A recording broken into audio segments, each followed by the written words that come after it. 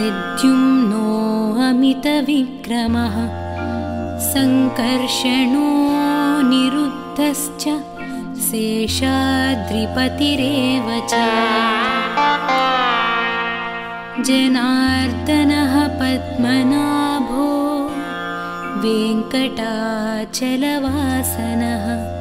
सृष्टिकर्ता जगन्नाथो माधवो भक्तवत्सलः गोविन्दो गोपतिः कृष्णः केशवो गरुडध्वजः वराहो वामनश्चैव नारायणाधोक्षजः श्रीधरः पुण्डरीकाक्षः सर्वदेवस्तुतो हरिः श्रीनृसिंहो महासिंहः सूत्राकारः पुरातनः रमानाथो महीभर्ता भूधरः पुरुषोत्तमः चोळपुत्रप्रियः शान्तो ब्रह्मादीनां वरप्रदः श्रीनिधिः सर्वभूतानां भयत्कृद्भयनाशनः श्रीरामो रामभद्रश्च भवबन्धैकमोचकः भूतावासो गिरिवासः श्रीनिवासः श्रियः पतिः अच्युतानन्तगोविन्दो विष्णुर्वेङ्कटनायकः सर्वदेवैकशरणं सर्वदेवैकदैवतं समस्तदेवकवचं सर्वदेवशिखामणिः इतीदं कीर्तितं यस्य विष्णोरमिततेजसः त्रिकाले यः पठेन्नित्यं पापं तस्य न विद्यते राजद्वारे पठेद्घोरे सङ्ग्रामे रिपुसङ्कटे भूतसर्पपिशाचादिभयं नास्ति कदाचन अपुत्रो लभते पुत्रान् निर्धनो धनवान् भवेत् रोगार्तो मुच्यते रोगात् बद्धो मुच्येत बन्धनात् यद्यदिष्टतमं लोके तत्तत् प्राप्नोत्यसंशयः ऐश्वर्यं राजसम्मानं भुक्तिमुक्तिफलप्रदम् विष्णोर्लोकैकसोपानं सर्वदुःखैकनाशनं सर्वैश्वर्यप्रदं नृणां सर्वमङ्गलकारकम् मायावि परमानन्दं त्यक्त्वा वैकुण्ठमुत्तमम् स्वामि पुष्करिणीतीरे रमया सह मोदते कल्याणाद्भुतगात्राय कामितार्थप्रदायिने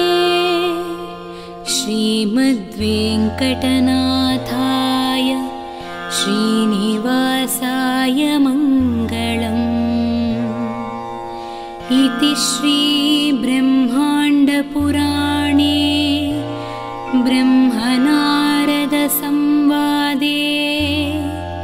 वेङ्कटगिरिमहात्म्ये श्रीवेङ्कटेश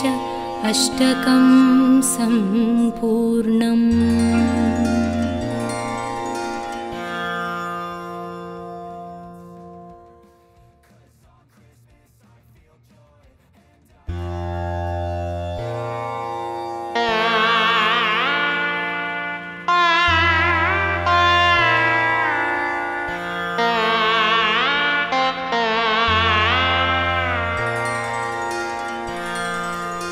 वेङ्कटेशो वासुदेवः प्रद्युम्नो अमितविक्रमः सङ्कर्षणो निरुद्धश्च शेषाद्रिपतिरेव च जनार्दनः पद्मनाभो वेङ्कटाचलवासनः सृष्टिकर्ता जगन्नाथो माधवो भक्तवत्सलः गोविन्दो गोपतिः कृष्णः केशवो गरुडध्वजः वराहो वामनश्चैव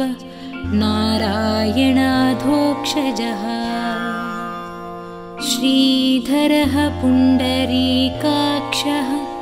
सर्वदेवस्तुतो हरिः श्रीनृसिंहो महासिंहः सूत्राकारः पुरातनः रमानाथो महीभर्ता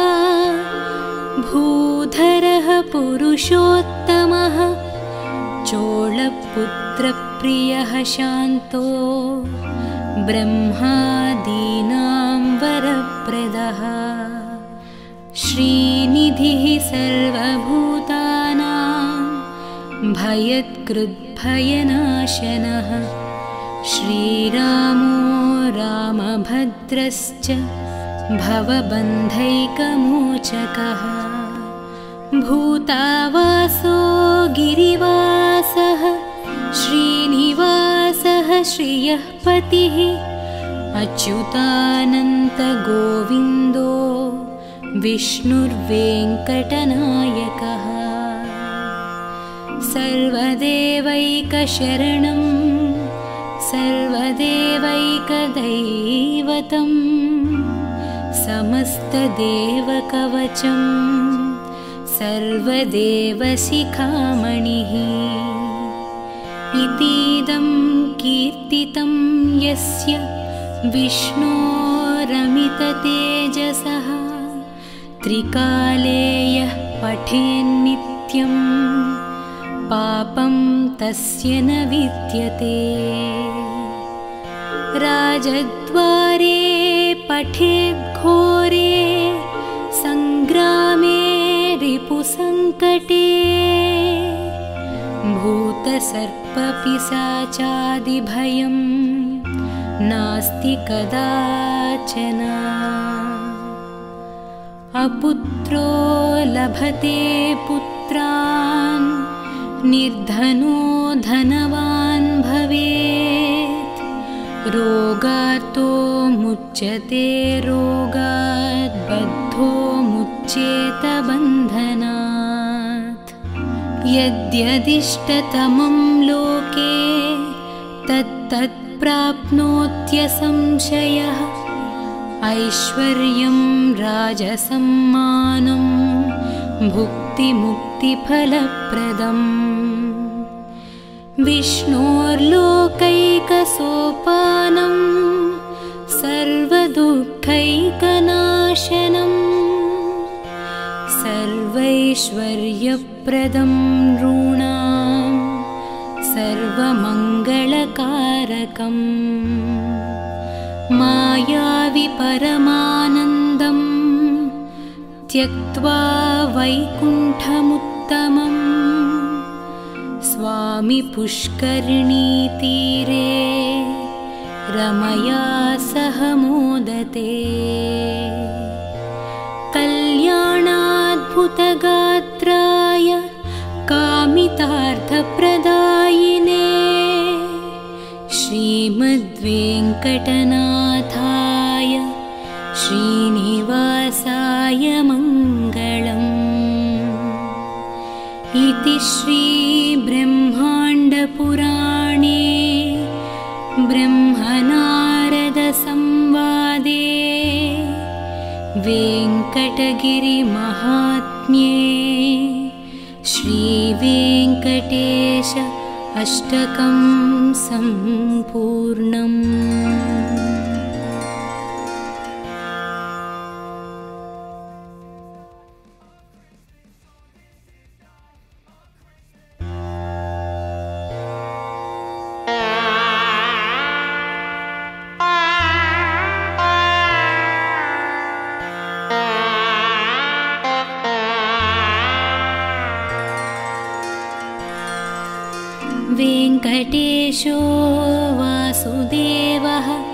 प्रद्युम्नो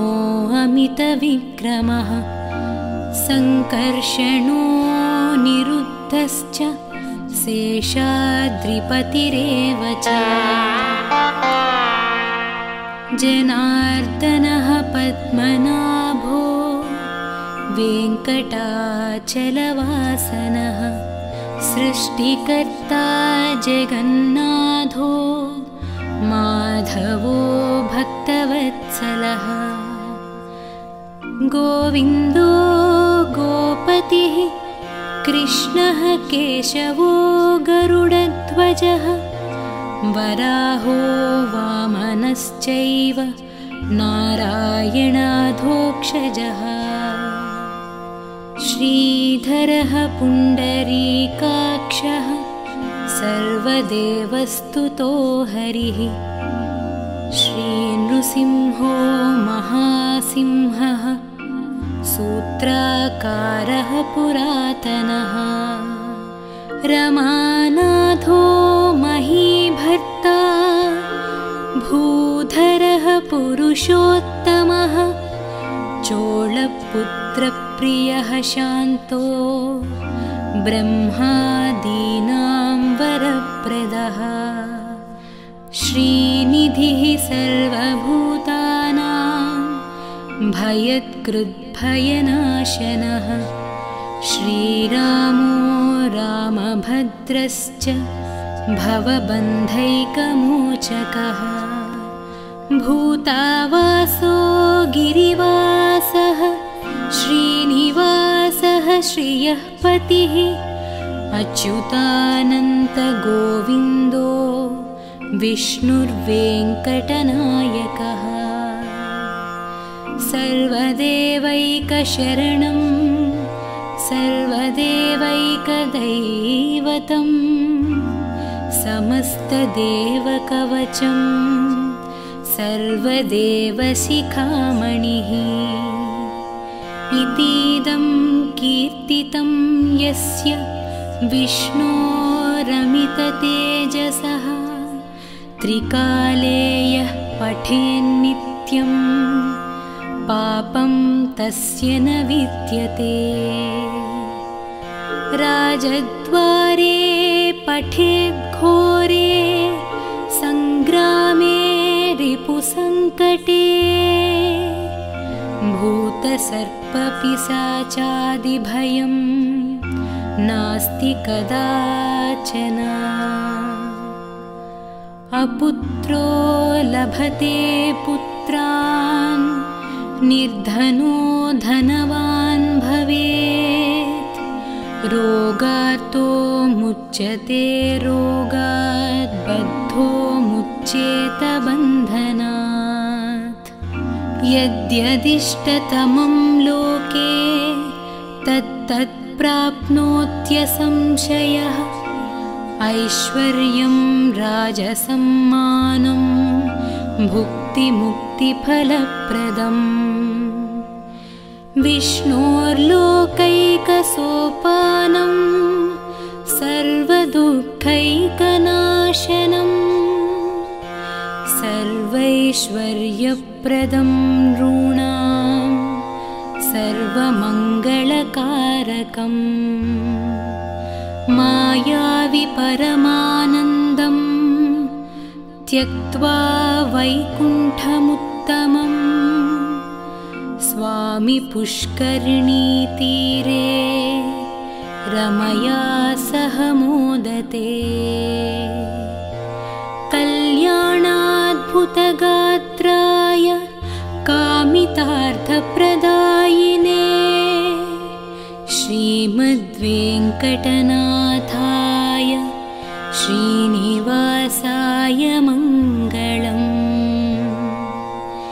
इति श्रीब्रह्माण्डपुराणे ब्रह्मनारदसंवादे वेङ्कटगिरिमहात्म्ये श्रीवेङ्कटेश अष्टकं सम्पूर्णम्।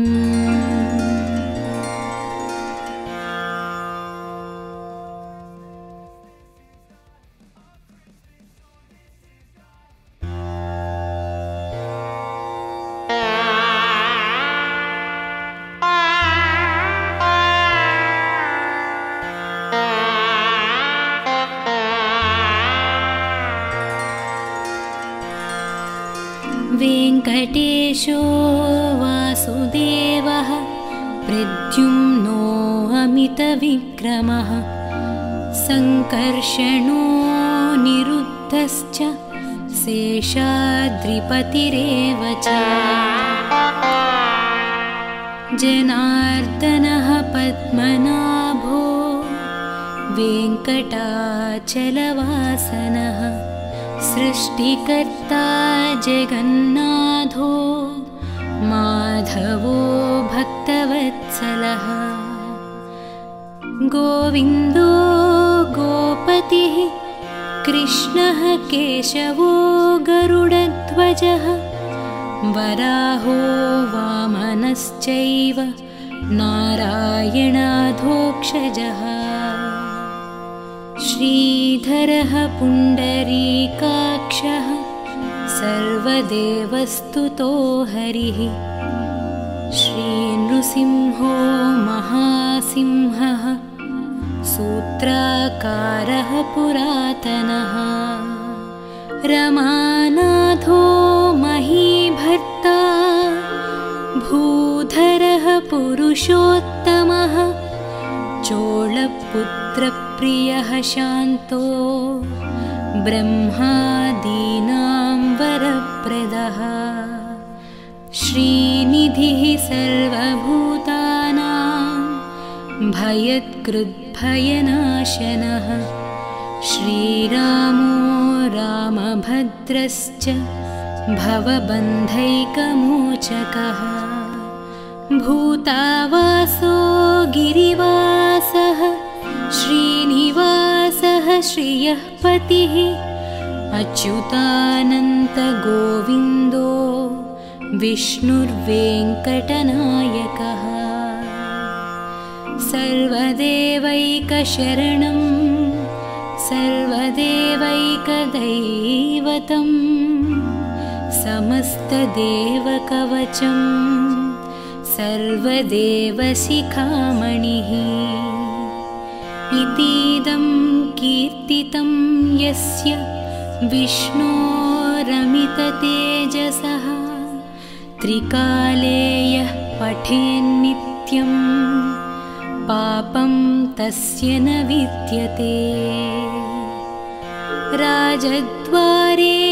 पठेद्घोरे सङ्ग्रामे रिपुसङ्कटे भूतसर्पपिशाचादिभयं नास्ति कदाचन अपुत्रो लभते पुत्रान् निर्धनो धनवान् भवेत् रोगार्तो मुच्यते रोगात् बद्धो मुच्येत बन्धनात् यद्यदिष्टतमं लोके तत्तत् प्राप्नोत्यसंशयः ऐश्वर्यं राजसम्मानं भुक्तिमुक्तिफलप्रदम् विष्णोर्लोकैकसोपानं सर्वदुःखैकनाशनं सर्वैश्वर्यप्रदं नॄणां सर्वमङ्गलकारकम् मायावि परमानन्दं त्यक्त्वा वैकुण्ठमुत्तमम् स्वामी पुष्करिणीतीरे रमया सह मोदते कल्याणाद्भुतगात्राय कामितार्थप्रदायिने श्रीमद्वेङ्कटनाथाय श्रीनिवासाय मङ्गलम् इति श्रीब्रह्माण्डपुराणे ब्रह्मनारदसंवादे वेङ्कटगिरिमहात्म्ये श्रीवेङ्कटेश अष्टकं सम्पूर्णम्।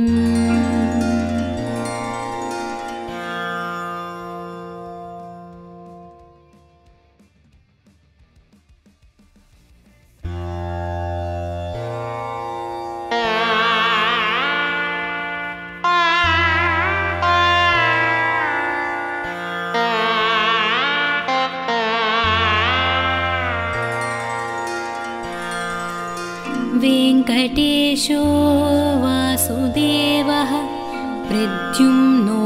अमितविक्रमः सङ्कर्षणो निरुद्धश्च शेषाद्रिपतिरेव च जनार्दनः पद्मनाभो वेङ्कटाचलवासनः सृष्टिकर्ता जगन्नाथो माधवो भक्तवत्सलः गोविन्दो गोपतिः कृष्णः केशवो गरुडध्वजः वराहो वामनश्चैव नारायणाधोक्षजः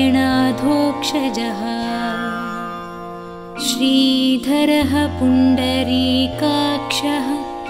सर्वदेवस्तुतो हरिः श्रीनृसिंहो महासिंहः सूत्राकारः पुरातनः रमानाथो महीभर्ता भूधरः पुरुषोत्तमः चोळपुत्रप्रियः शान्तो ब्रह्मादीनां वरप्रदः श्रीनिधिः सर्वभूतानां भयत्कृद्भयनाशनः श्रीरामो रामभद्रश्च भवबन्धैकमोचकः भूतावासो गिरिवासः श्रीनिवासः श्रियः पतिः अच्युतानन्तगोविन्दो विष्णुर्वेङ्कटनायकः सर्वदेवैकशरणं सर्वदेवैकदैवतं समस्तदेवकवचं सर्वदेवशिखामणिः इतीदं कीर्तितं यस्य विष्णोरमिततेजसः त्रिकाले यः पठेन्नित्यं पापं तस्य न विद्यते राजद्वारे पठेद्घोरे सङ्ग्रामे रिपुसङ्कटे भूतसर्पपिशाचादिभयं नास्ति कदाचन अपुत्रो लभते पुत्रान् निर्धनो धनवान् भवेत् रोगार्तो मुच्यते रोगात् बद्धो मुच्येत बन्धनात् यद्यदिष्टतमं लोके तत्तत् प्राप्नोत्यसंशयः ऐश्वर्यं राजसम्मानं भुक्तिमुक्तिफलप्रदम् विष्णोर्लोकैकसोपानं सर्वदुःखैकनाशनं सर्वैश्वर्यप्रदं नॄणां सर्वमङ्गलकारकम्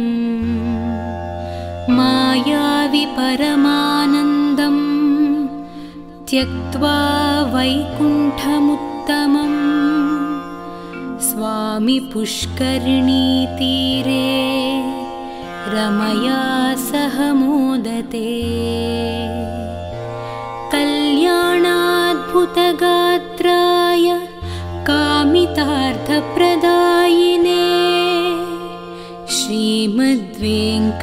श्रीमद्वेङ्कटनाथाय श्रीनिवासाय मङ्गलम् इति श्रीब्रह्माण्डपुराणे ब्रह्मनारदसंवादे वेङ्कटगिरिमहात्म्ये श्रीवेङ्कटेश अष्टकं सम्पूर्णम्।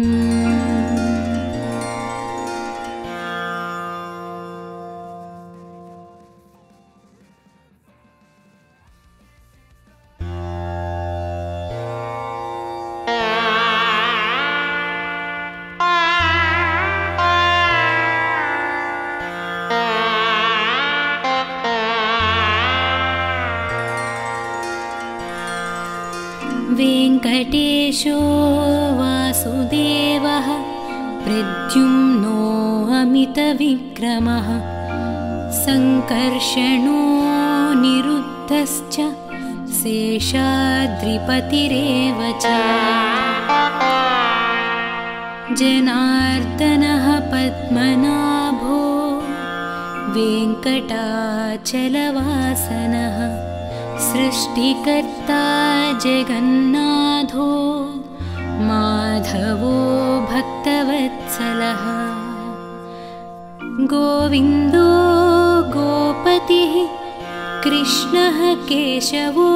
गरुडध्वजः वराहो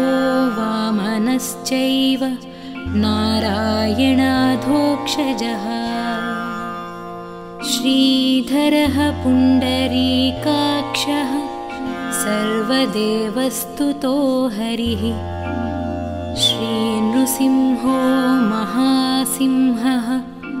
सूत्राकारः पुरातनः रमानाथो महीभर्ता भूधरः पुरुषोत्तमः चोळपुत्रप्रियः शान्तो ब्रह्मादीनां वरप्रदः श्रीनिधिः सर्वभूतानां भयत्कृद्भयनाशनः श्रीरामो रामभद्रश्च भवबन्धैकमोचकः भूतावासो गिरिवासः श्रीनिवासः श्रियः पतिः अच्युतानन्तगोविन्दो विष्णुर्वेङ्कटनायकः सर्वदेवैकशरणं सर्वदेवैकदैवतं समस्तदेवकवचं सर्वदेवशिखामणिः इतीदं कीर्तितं यस्य विष्णोरमिततेजसः त्रिकाले यः पठेन्नित्यं पापं तस्य न विद्यते राजद्वारे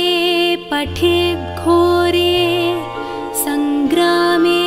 रिपुसङ्कटे भूतसर्पपिशाचादिभयं नास्ति कदाचन अपुत्रो लभते पुत्रान् निर्धनो धनवान् भवेत् रोगार्तो मुच्यते रोगात् बद्धो मुच्येत बन्धनात् यद्यदिष्टतमं लोके तत्तत् प्राप्नोत्यसंशयः ऐश्वर्यं राजसम्मानं भुक्तिमुक्तिफलप्रदम् विष्णोर्लोकैकसोपानं सर्वदुःखैकनाशनं सर्वैश्वर्यप्रदं नृणां सर्वमङ्गलकारकम् मायावि परमानन्दं त्यक्त्वा वैकुण्ठमुत्तमम् स्वामी पुष्करिणीतीरे रमया सह मोदते कल्याणाद्भुतगात्राय कामितार्थप्रदायिने श्रीमद्वेङ्कटनाथाय श्रीनिवासाय मङ्गलम् इति श्रीब्रह्माण्डपुराणे ब्रह्मनारदसंवादे वेङ्कटगिरिमहात्म्ये श्रीवेङ्कटेश अष्टकं सम्पूर्णम्।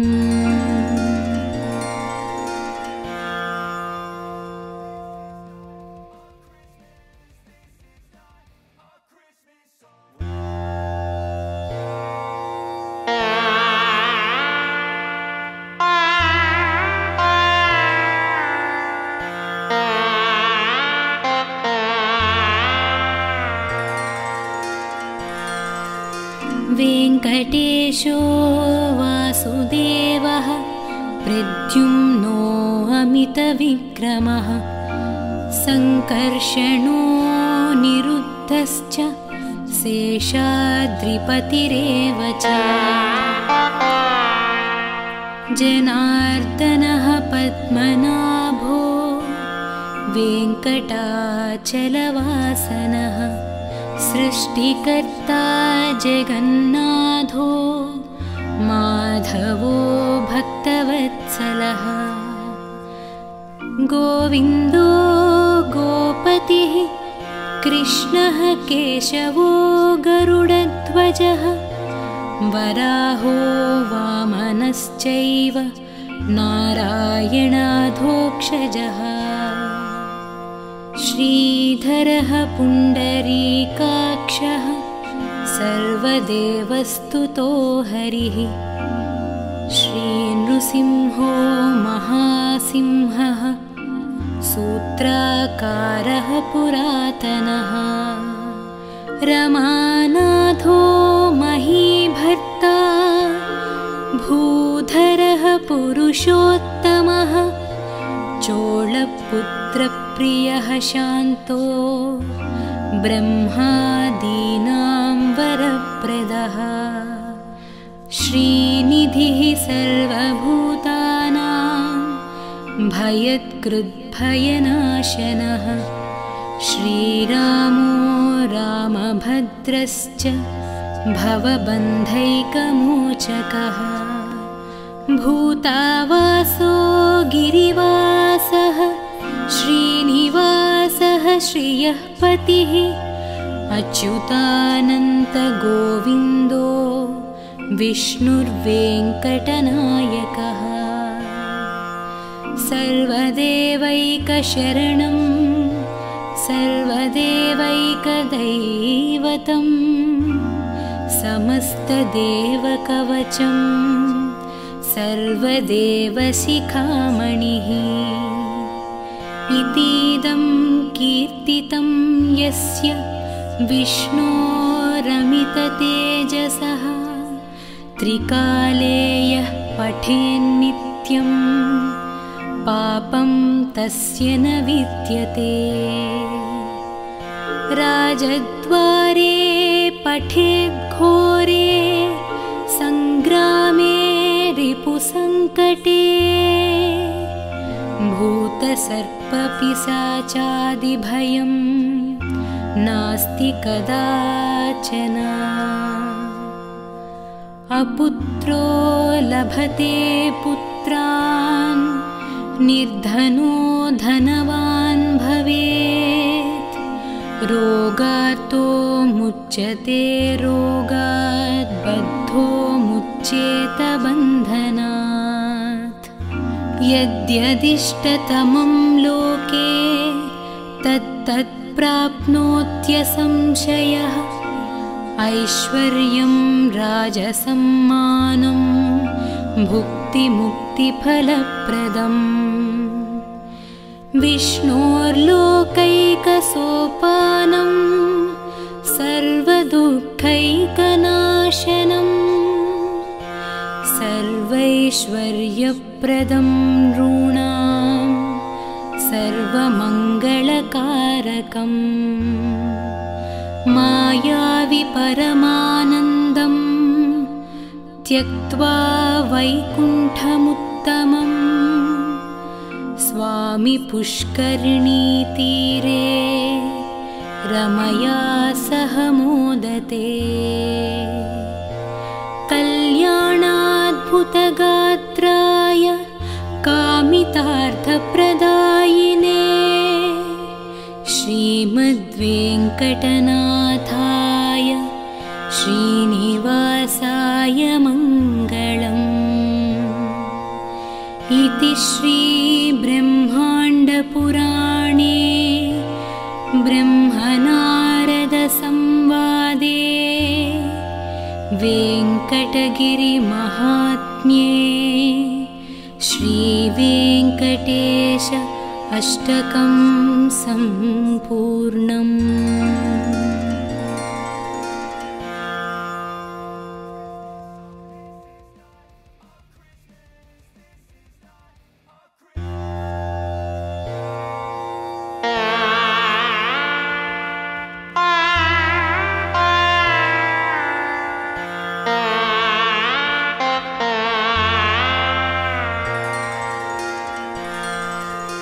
वेङ्कटेशो वासुदेवः प्रद्युम्नो अमितविक्रमः सङ्कर्षणो निरुद्धश्च शेषाद्रिपतिरेव च जनार्दनः पद्मनाभो वेङ्कटाचलवासनः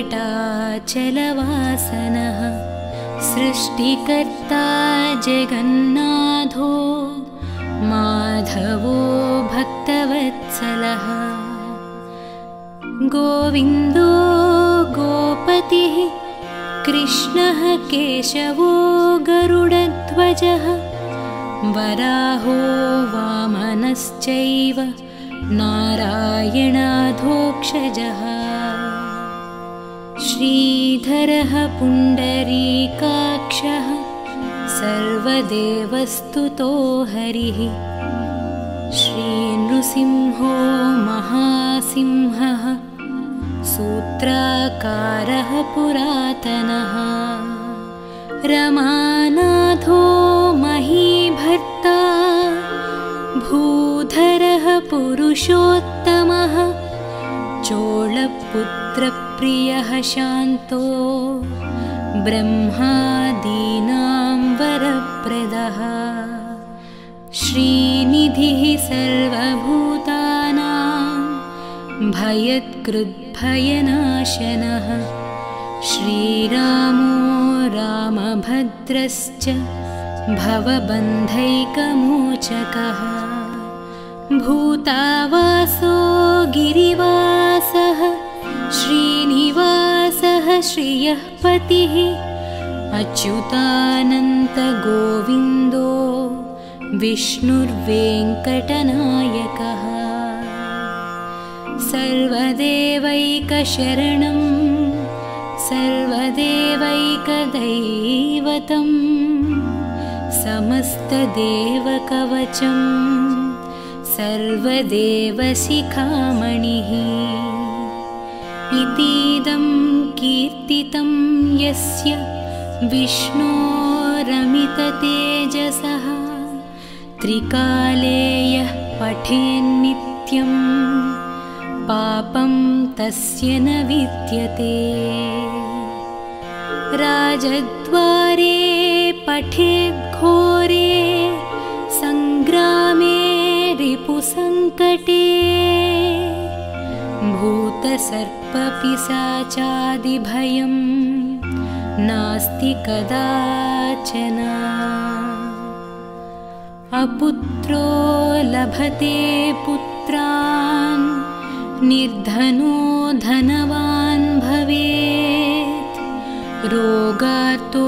मुच्यते रोगात् बद्धो मुच्येत बन्धनात् यद्यदिष्टतमं लोके तत्तत् प्राप्नोत्यसंशयः ऐश्वर्यं राजसम्मानं भुक्तिमुक्तिफलप्रदम् विष्णोर्लोकैकसोपानं सर्वदुःखैकनाशनं सर्वैश्वर्यप्रदं नॄणां सर्वमङ्गलकारकम्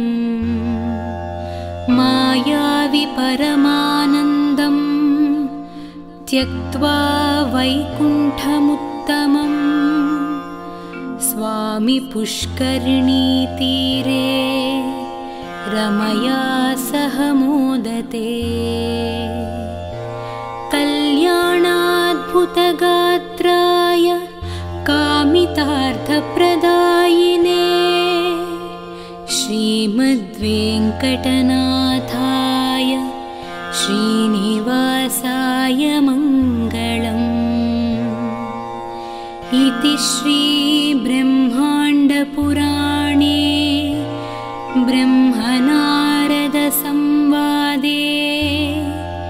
वेङ्कटगिरिमहात्म्ये श्रीवेङ्कटेश अष्टकं सम्पूर्णम्।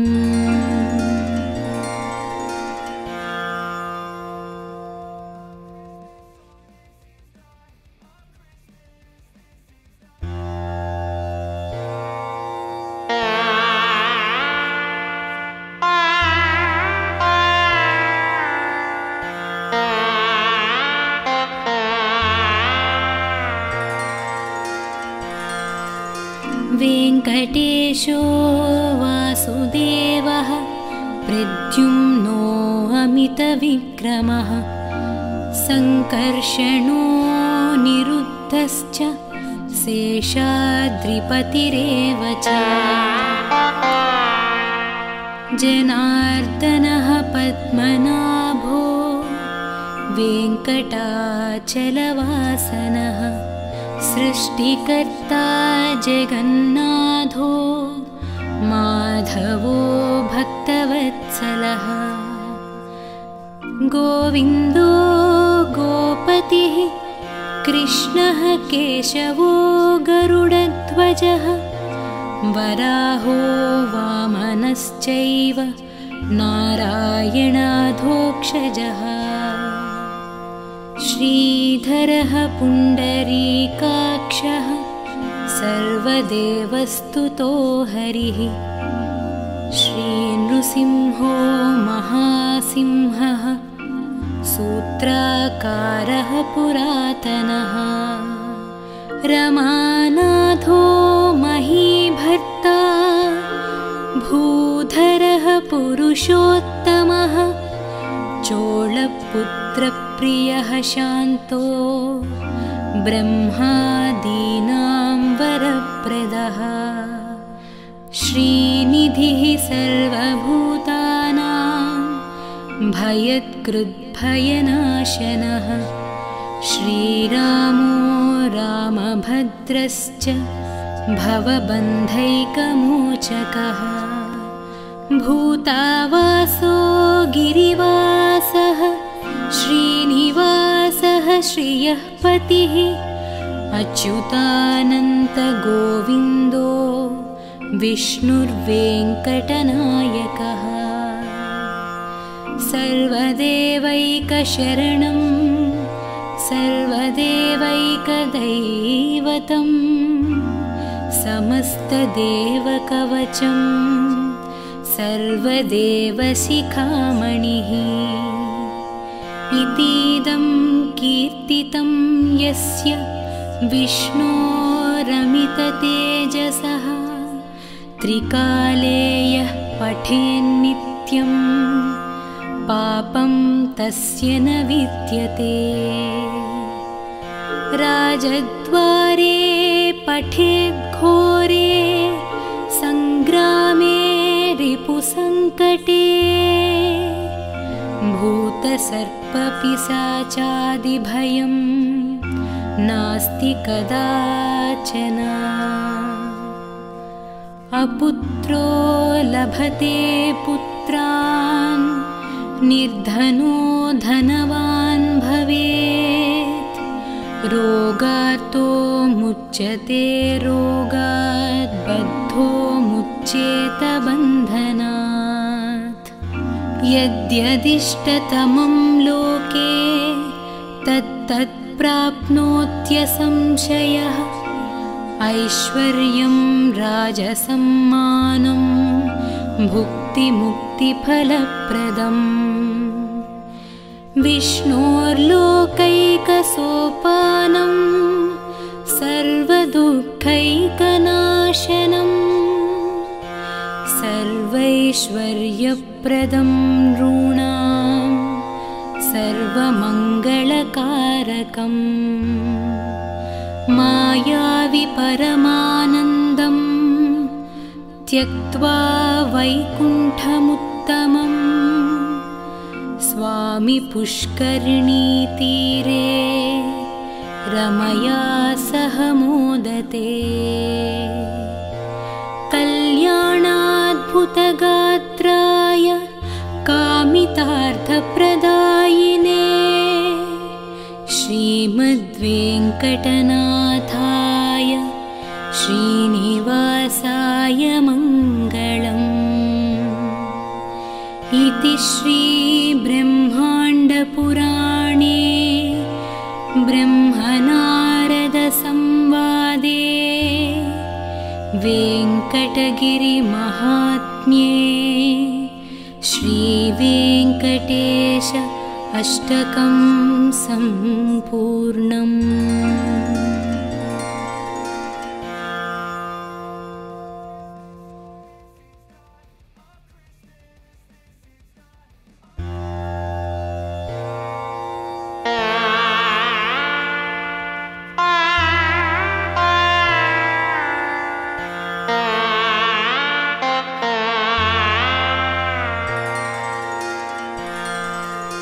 वेङ्कटेशो वासुदेवः प्रद्युम्नो अमितविक्रमः सङ्कर्षणो निरुद्धश्च शेषाद्रिपतिरेव च जनार्दनः पद्मनाभो वेङ्कटाचलवासनः सृष्टिकर्ता जगन्नाथो माधवो भक्तवत्सलः गोविन्दो गोपतिः कृष्णः केशवो गरुडध्वजः वराहो वामनश्चैव नारायणाधोक्षजः श्रीधरः पुण्डरीकाक्षः सर्वदेवस्तुतो हरिः श्रीनृसिंहो महासिंहः सूत्राकारः पुरातनः रमानाथो महीभर्ता भूधरः पुरुषोत्तमः चोळपुत्रप्रियः शान्तो ब्रह्मादीनां वरप्रदः श्रीनिधिः सर्वभूतानां भयत्कृद्भयनाशनः श्रीरामो रामभद्रश्च भवबन्धैकमोचकः भूतावासो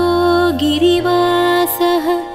श्रीनिवासः श्रियः पतिः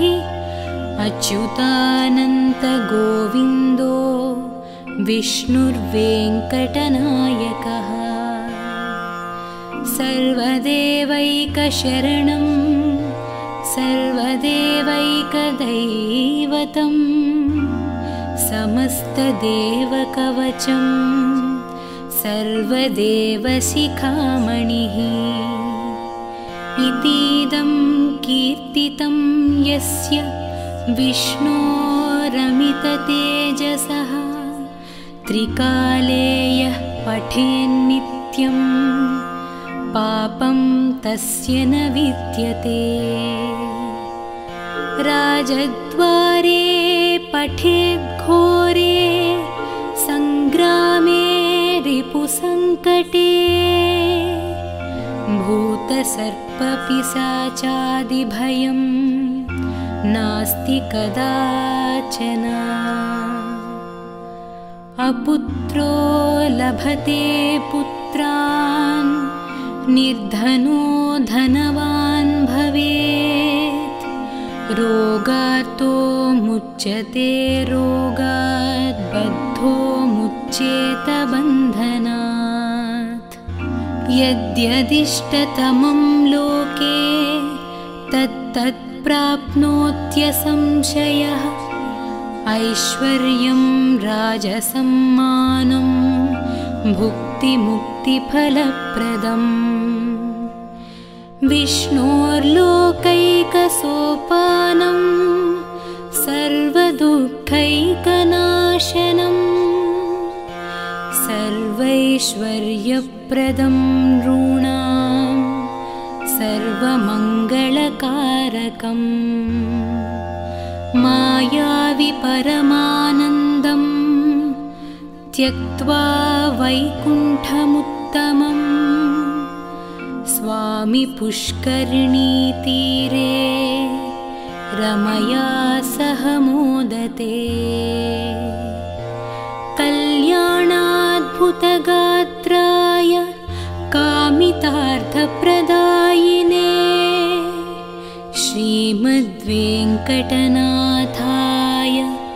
श्रीनिवासाय मङ्गलम् इति श्रीब्रह्माण्डपुराणे